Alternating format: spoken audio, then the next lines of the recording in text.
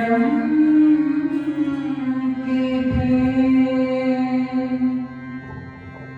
बोलो श्री गुरु महाराज की जय।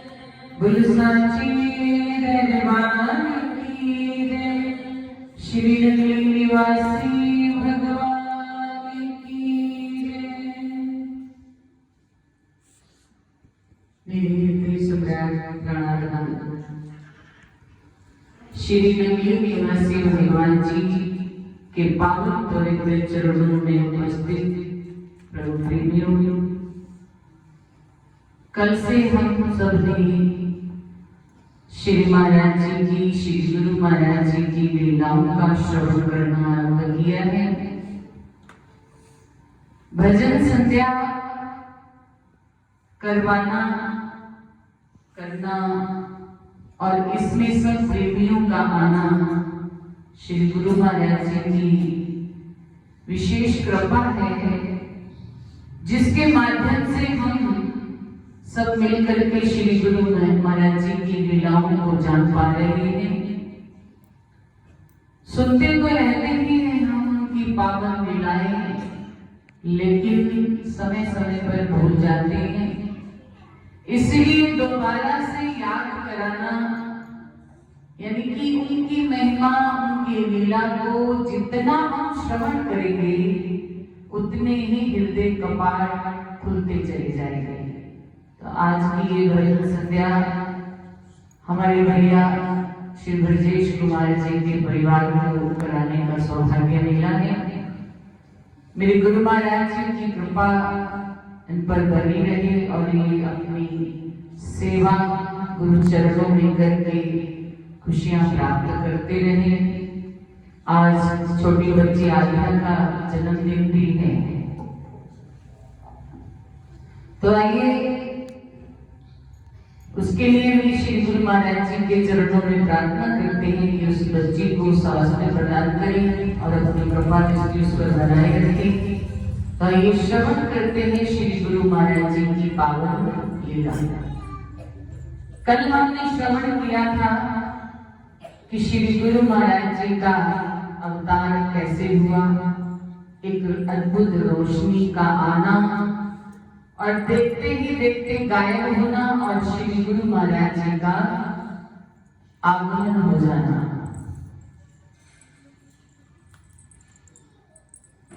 आज श्री गुरु महाराज जी की एक विलक्षण लीला, जो उनकी आयु 3 दिन की थी,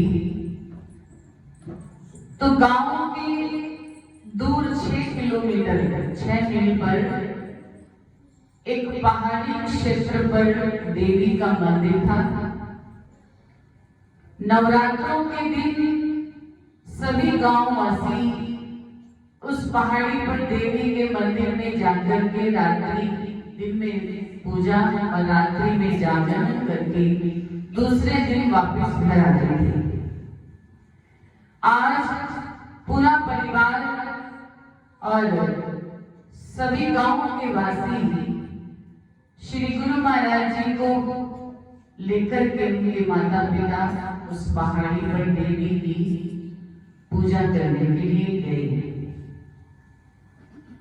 कहते हैं कि वहां का एक नियम था कि छोटे बच्चों को अंदर देवी के मंदिर में नहीं ले जाया जाता था।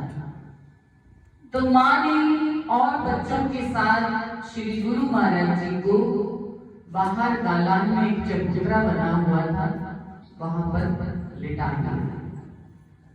और आप पूजा करने अंदर चले गए।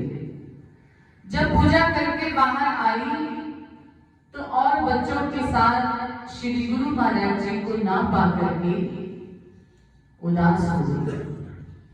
पहले तो मन में उन्होंने विचार किया कि शायद किसी ने मजाक करने के लिए बच्चे को उठा लिया है और थोड़ी ही देर में वापस कर देंगे। लेकिन जब बहुत खोजा तो दिव्य बालक नहीं मिला, तो माँ और पिता का हाल ऐसा हो गया जैसे कि शरीर में से सारा खून ही निकल गया हो और प्राण मुख पर आ गए। ऐसा उनका हाल हो गया। पूरे गांव वालों ने वहां पर बालक को ढूंढा लेकिन नहीं मिला। सुबह से शाम हो गई, रात्रि होने को आई तो श्री गुरु महाराज जी के पिता के एक मित्र, जिनका शुभ नाम पंडित हेमराज जी था, जो उस मंदिर के प्रबंधक थे, उन्होंने माता जी से कहा कि आप सब गांव वालों के साथ घर जाइए, गांव जाइए, हम रात्रि भर यहीं रह करके उस बालक को खोजते हैं, जैसे ही दिव्य बालक मिलेगा हम आपको सूचना दे देंगे। माता जी सब स्त्रियों के साथ, गांव वालों के साथ पहाड़ी से उतर करके अपने गांव आ गए, लेकिन घर में भी उनका मन नहीं लग रहा। उदास है, रो रहे हैं, परेशान है कि छोटा सा बालक जो अभी अपने आप को संभाल भी नहीं पाता, उसका नाम मिलना कितना दुखदायी हो सकता है, ये तो माता पिता ही अनुमान लगा सकते हैं। सारी रात मशाले लेकर के उस बालक को ढूंढा गया, लेकिन कहीं नहीं मिला। कईयों ने विचार किया कि शायद कोई जंगली जानवर उठा कर ले गया होगा। सुबह जैसे ही अभी भोर होने वाली थी तो एक मुसलमान व्यक्ति, जो कि पंडित हेमराज जी के खेतों में काम करते थे, वो दौड़ते दौड़ते पंडित हेमराज जी के पास आए और आकर के सूचना दी कि बालक तो मिल गया है, लेकिन लगता है कि बालक जिंदा नहीं है, क्योंकि उनके चारों तरफ एक फनियर नाग ने अपना घेरा डाला है और सिर पर फन फैलाए बैठा है, और बालक बेसुध है, हिलडुल भी नहीं रहा। सूचना मिलते ही पंडित हेमराज जी तुरंत उस बालक के पास गए, और जैसे ही वो बालक के पास पहुंचे, वो फनियर सांप वहां से गायब हो गया। और बच्चे को जैसे ही उठाया, बच्चे ने जोर की चीख मारी तो समझ में आया कि बालक सही सलामत है, ठीक है। माता पिता को सूचना दी गई, बालक को घर लाया गया। घर ऐसा था, घर का माहौल जैसे कि खुशियों ने अपना डेरा लगा लिया। घर में उत्सव मनाया गया श्री गुरु महाराज जी के मिलने के बाद। वो फनियर नाग जो था, यही दर्शाता है, ज्ञानियों ने अनुमान लगाया कि जिस तरह से प्रभु श्री कृष्ण जब यमुना पार कर रहे थे, वासुदेव जी, तो कहते हैं कि बहुत तेज बरसात थी, तो फनियर नाग ने अपना फन फैला करके टोकरी के, जो वासुदेव जी ने अपने सिर पर टोकरी रखी थी, उसमें कृष्ण कन्हैया को रखा हुआ था, विराजमान किया हुआ था। तो फनियर नाग ने जब देखा कि बालक के मुंह पर बरसात की किरणें बड़ी जोर से पड़ रही हैं, तो उन्होंने अपना फन फैला करके उस बरसात से रक्षा की। कि जिस तरह से भगवान राम के साथ लक्ष्मण शेषनाग जी के अवतार थे, उसी तरह भगवान कृष्ण के साथ भी बलराम के रूप में शेषनाग जी थे। और इस कलयुग में श्री गुरु महाराज जी ने जब अवतार लिया, तो शेषनाग ने प्रार्थना की, प्रभु हर जन्म में अपने साथ रखा है, इस जन्म में अपने आप से दूर मत कीजिए।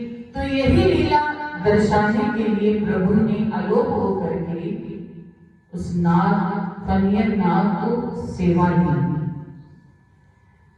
और सबको दिखाया कि मैं जन्म लेने वाला नहीं, अजन्मा हूं, और मैं एक अवतारी शक्ति हूं जो जीवों का कल्याण करने के लिए धरती पर आई है। श्री गुरु महाराज जी की ये अद्भुत लीला जब भी हम सुनते हैं तो हृदय भाव से भर जाता है कि अभी 3 दिन की अवस्था है और अभी से ही लीलाएं शुरू कर दी।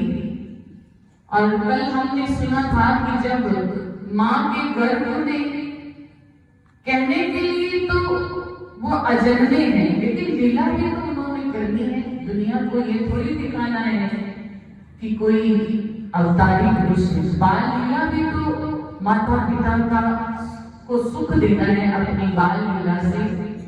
जिस तरह से सब जानते थे कि भगवान कृष्ण अवतार लेकर के आए हैं, लेकिन माँ यशोदा और पिता नंद बाबा को अपने बाल्यकाल का जो आनंद देना था वो भी जरूरी था। इसीलिए उन्होंने उस वक्त भी अपनी माया का पर्दा उनके ऊपर डाला और अब भी माया का पर्दा प्रभु ने डाल रखा है सब पर और अपने माता पिता पर भी। क्योंकि जब शक्ति का अवतार होता है तो वो अपनी अलौकिक आभा से इर्द गिर्द एक ऐसा घेरा बना लेते हैं कि महसूस करवाते हैं कि अब मैं धरती पर आने वाला हूं। तो माँ के कानों में बांसुरी का सुनाना और बार बार भावों में परिवर्तन होना, ये उनकी एक लीला है। उसके बाद श्री गुरु महाराज जी की अवस्था 40-45 दिन की जब हुई, तो एक दिन मार्च के महीने में, जैसे कि सर्दी बीतने पर मार्च के महीने में थोड़ी धूप का आनंद लेने के लिए लोग बाहर गांव जैसे आंगन में बैठ जाते थे, ऐसे ही मार्च का महीना था। तो सब देवियों के साथ, गांव वाली स्त्रियों के साथ माता जी भी अपने बालों को कपड़े में लपेट कर चारपाई पर लिटाया हुआ था और आप सबके साथ बैठ करके भगवत चर्चा कर रहे थे। इतने में ही द्वार पर एक साधु बाबा आए और उन्होंने अलख जगाई। अलख निरंजन की आवाज सुनते ही माता जी ने विचार किया कि बाबा को भिक्षा दी जाए।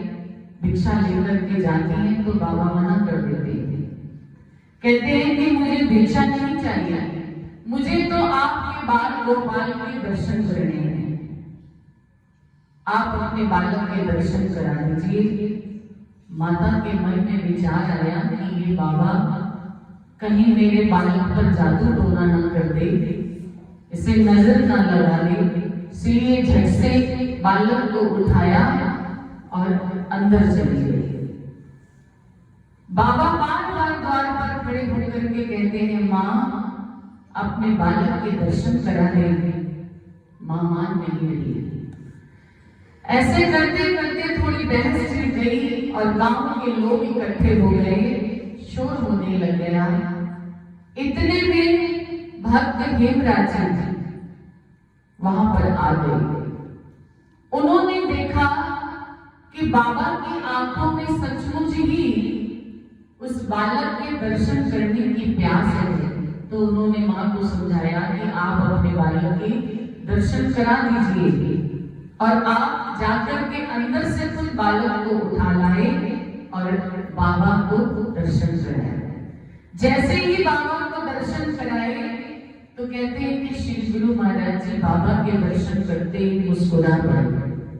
जैसे ही मुस्कुराए तो भावों में ये बात हुई कि बाबा पहचानते हो ना? तो शक्तियां आपस में एक दूसरे से मिल रही हैं, मन ही मन में एक दूसरे से बात हो रही है, आंखों ही आंखों से इशारे हुए। और इतने में बाबा जी वहां से जब बालक के दर्शन हो गए तो भक्त हेमराज जी बालक को लिटाने के लिए अंदर कमरे में ले गए और मन में सोचने लगे कि अभी जाकर के बाबा को अपने घर ले जाता हूँ और भोजन के लिए प्रार्थना करता हूँ। इतने में जब वापस आकर के देखा तो वहां कोई बाबा नहीं थे।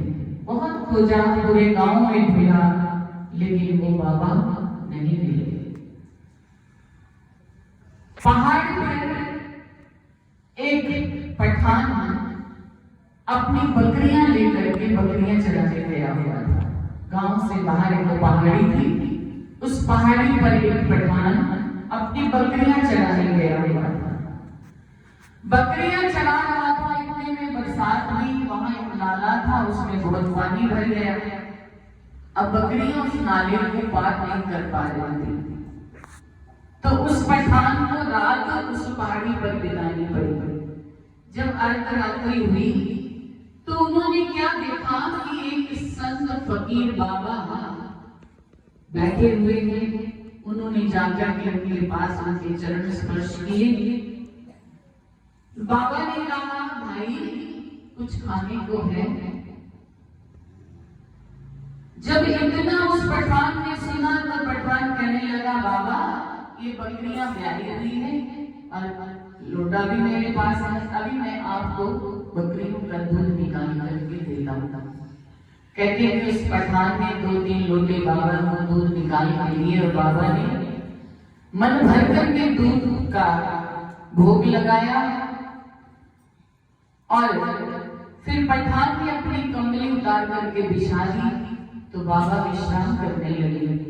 काफी देर तक चरणों की सेवा करते रहे। सुबह जब हुई तो बाबा ने उस पठान से कहा, बेटा तुमने मेरी बहुत सेवा की, मांगो क्या मांगना चाहते हो?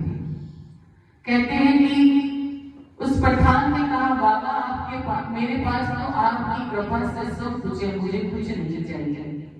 बाबा ने कहा, मैं आपकी सेवा से प्रसन्न हूं, आप मांगिए क्या मांगना चाहते हैं। तो कहते हैं कि उन दिनों उस गांव में आसपास जंगल में बहुत सांप बिच्छू रहते थे, उनसे काफी लोगों को नुकसान होता था। तो उस पठान ने बाबा से कहा, बाबा आप इतनी कृपा कीजिए, इतना आशीर्वाद दीजिए कि यहाँ जो सांप बिच्छू जो दिन प्रतिदिन निकल करके परेशान करते हैं कि ये सांप बिच्छू किसी को कुछ ना करे, इतना वरदान दे दीजिए। तो कहते हैं कि बाबा ने कहा, जाओ आज से तुम्हारी आने वाली औलाद तक को ये सांप बिच्छू कुछ नहीं कहेंगे। जब तक बेटियां तुम्हारे घर में हैं उनको भी ये सांप बिच्छू कुछ नहीं कहेंगे। जब वो शादी करके दूसरे घर जाएगी तो उन्हें कह देना कि वो सांप बिच्छू से सावधान नहीं है। ये वरदान दिया बाबा ने। दूसरे दिन बाबा जब टेहरी में पहुंचे तो वहां के राजा मान सिंह ने बहुत भव्य स्वागत किया। जब स्वागत के लिए एक पालकी सजा करके श्री दादा गुरुदेव जी को उनमें बिठाया गया, तो जैसे ही पालकी निकल करके नगर से जा रही थी तो उस वक्त उस भीड़ में वो पठान